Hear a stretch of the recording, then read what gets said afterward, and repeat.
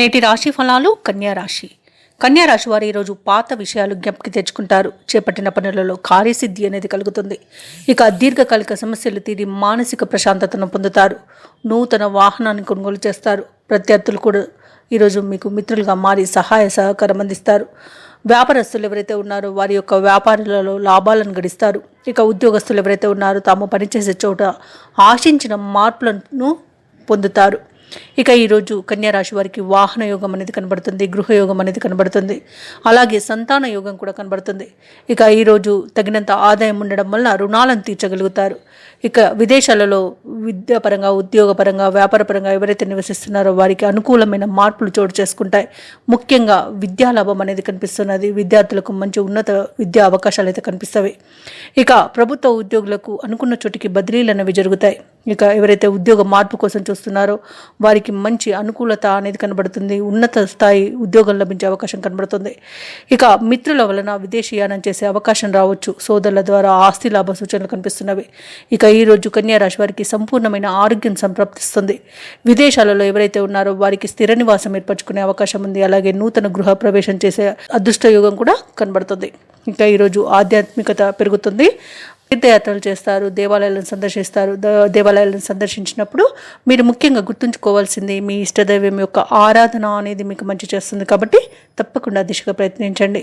ఇక ఎవరైతే వ్యాపారస్తులు ఉన్నారో వారు నూతన వ్యాపారాన్ని ప్రారంభించడానికి మంచి రోజుగా చెప్పవచ్చు. అలాగే భాగస్వామ్య వ్యాపారం చేస్తున్న వారికి కూడా మంచి శుభ లాభాలు కనబడుతున్నవి.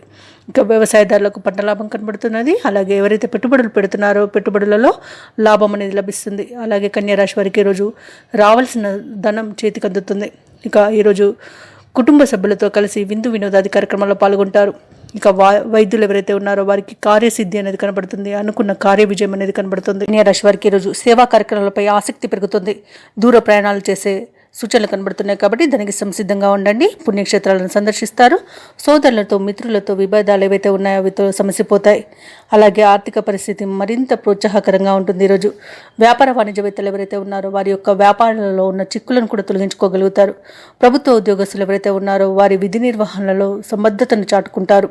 క్రీడాకారులు, పారిశ్రామికవేత్తలు ఎవరైతే ఉన్నారో వారు అనుకోని అవకాశాలను అందిపుచ్చుకుంటారు. ఇక విద్యార్థులకు మంచి ఫలితాలు అనేవి లభిస్తాయి. అలాగే ఉన్నత స్థాయి విద్య కూడా లభించే అవకాశం అయితే కనిపిస్తుంది. ఇక ముఖ్యంగా కన్యారాశిలోని మహిళలకి కుటుంబ సభ్యుల సహకారంతో ఈరోజు కావలసిన పనులను సకాలంలో పూర్తి చేయగలుగుతారు.